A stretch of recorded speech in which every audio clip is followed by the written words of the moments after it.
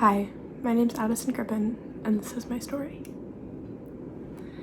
I want this to be as raw and true and as unapologetic as ever, so I didn't rehearse any of this. I didn't practice any of it. There's no script that I'm reading off of. I have nothing in my hands. It's just me and you. And I want to tell you a little about myself. I love Dr. Pepper, the color blue, the show Bluey, and most importantly, I love Jesus. I grew up in a Christian household. I always knew Jesus. I would go to church every Sunday with my family, and it was just kind of always expected to me. My family and generations before me had always been Christians. That is what we were.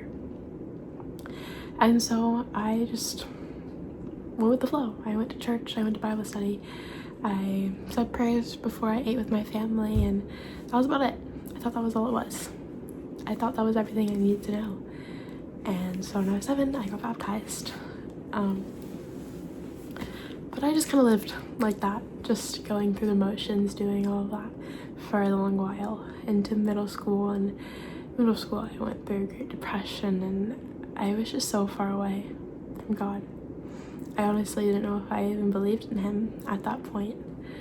I just was so stuck in my way. I was so full of anxiety and depression and anger at just everything that was going on in my life. I was dealing with a lot of things that were happening to me, and a lot of just friendship things and relationship things, and just, things that come with growing up and learning how to be a person and a human and learning how to live. And I was just really confused on what to do. And I became very angry, and I wish I could say upset with God, but I didn't even believe in God at this point. It wasn't because of a choice, it was just I never gave him the time of day. Yes, I would go to church every Sunday, but I just never thought about him. Even when I was going to church, I was asleep or on my phone or just daydreaming or wishing I would be anywhere else but there. And I kept like this throughout middle school, and then into high school. But my freshman year,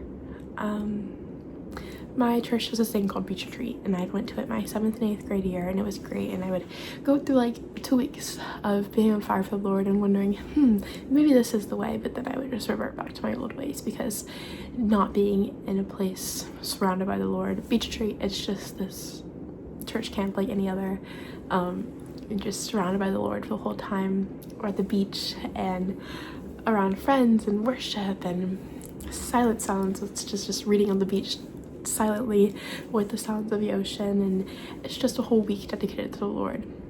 But when I would go back and all the world was around me again, I couldn't fight the temptations. But my freshman year, the summer before my freshman year, I went into this beach retreat, this church camp, and the life that I was living before this, I was coming to a dead end. I was coming to a point where I was so done with everything. I was so sad and depressed and anxious and angry with the world, my parents, my family, myself. I was just everything. I was just so sick and tired of it.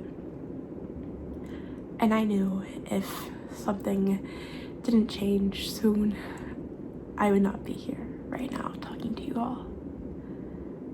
I don't know where I would be, but probably not on this earth.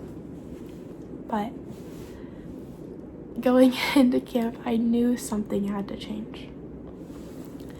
And so I decided one last thing. This is it. I decided I'm going to finally open my mind, open my brain, open my ears, open my eyes to something, whatever it is. If there is a God, I would open my eyes and I would listen, and I would truly try and fix my life. And I remember we were at worship, and there was this song, The Blood. And it talks about how it's never been a performance perfection or striving for acceptance. It's only by the blood. doesn't mean to be worthy, forgiven, justified, really living. It's only by the blood. And if you've never heard the song before, go listen to it right now. It is the most, maybe I'm biased because of this life-changing thing, but it is such a good song, and it really just resonates with me so much. And in that moment, that is exactly what I needed to hear, and God knew that. And I remember I was there and I was just sobbing uncontrollably. Like, I was so broken and done. And I remember I had my friends in my condo around me, and I was just like, wow. Wow. That was some crazy stuff.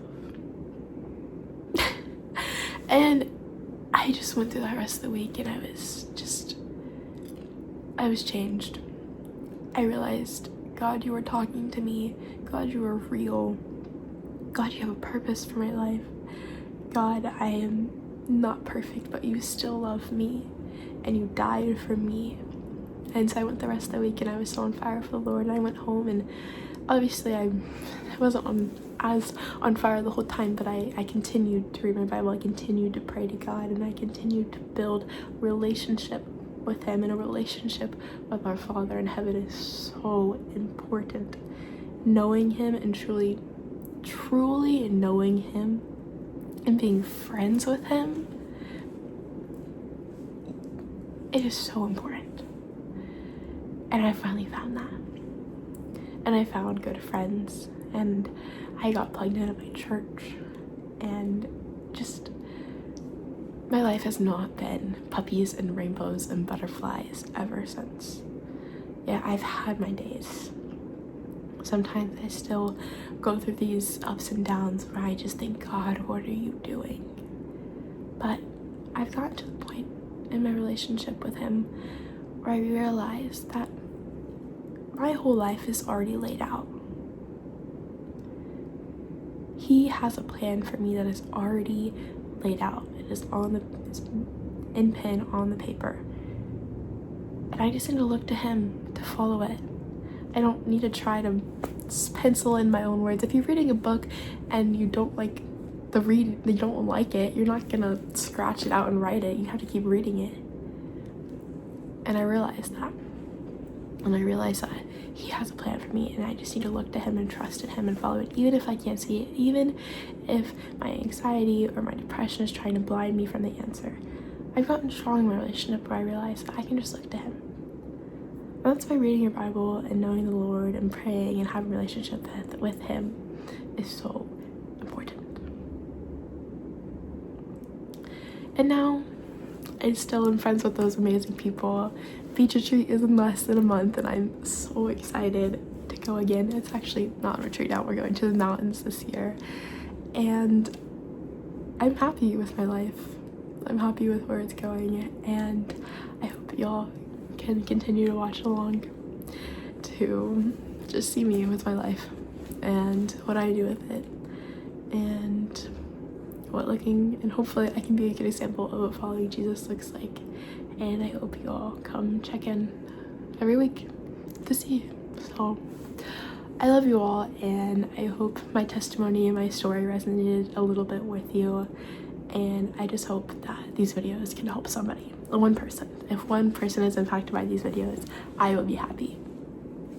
But I just hope y'all enjoyed, and I hope my story resonated with you and you got something from it. And I love you all, and I hope you all have a great, amazing, awesome day. And don't forget to spread the light of Jesus. And I love you. Bye, guys.